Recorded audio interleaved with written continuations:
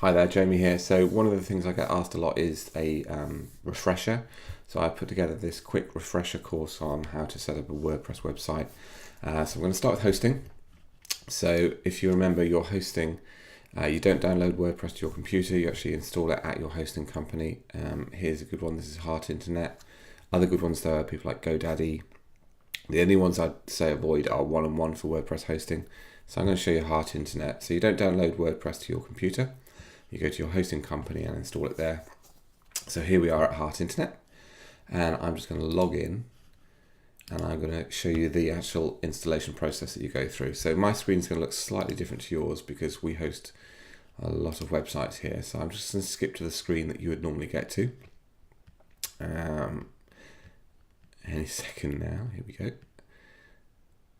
So there we go. So you'll log in and you'll get to a screen like this.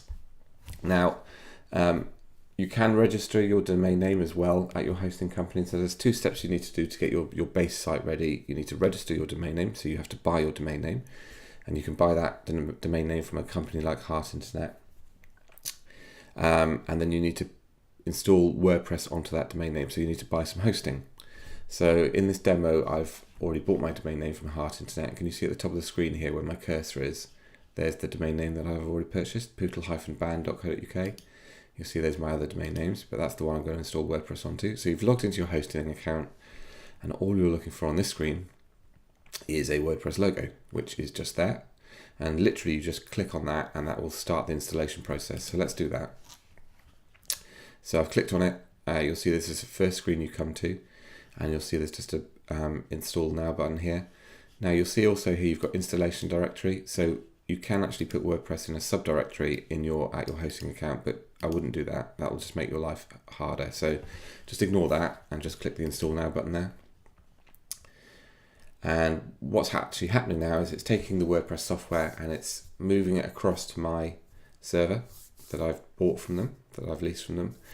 And you'll see on the screen here, there's 3 domain names. There's my real domain name, which I'm going to click on. If you remember, that domain name there is very useful. It's called a temporary domain name. And it's very useful if you want to build your website in the background, because you can build your new website without disturbing your live domain name. So this is assuming you've got an existing website under that poodle-band.co.uk domain name, or the one that you're using. So I'm going to click on this top one, because I'm assuming this is a brand new website, and you'll see I've clicked on it now. And if I just highlight this, can you see I'm actually at my website? I'm just highlighting the domain name. So I'm at my website on the internet. And this is where you choose between single site or multi-site. So I'm just going to choose single site here. And this is the final screen. This is really just where you're setting up your login information, your username and password. So you will be an administrator, so you need to make this as secure as possible. So I put in a really weak password, don't do that. Put in a strong password, just an email. And can you see down here, there's just a big install WordPress button. Click on that. And we're done, that's it. It'll say success, WordPress has been installed, we're expecting more steps, sorry to disappoint you.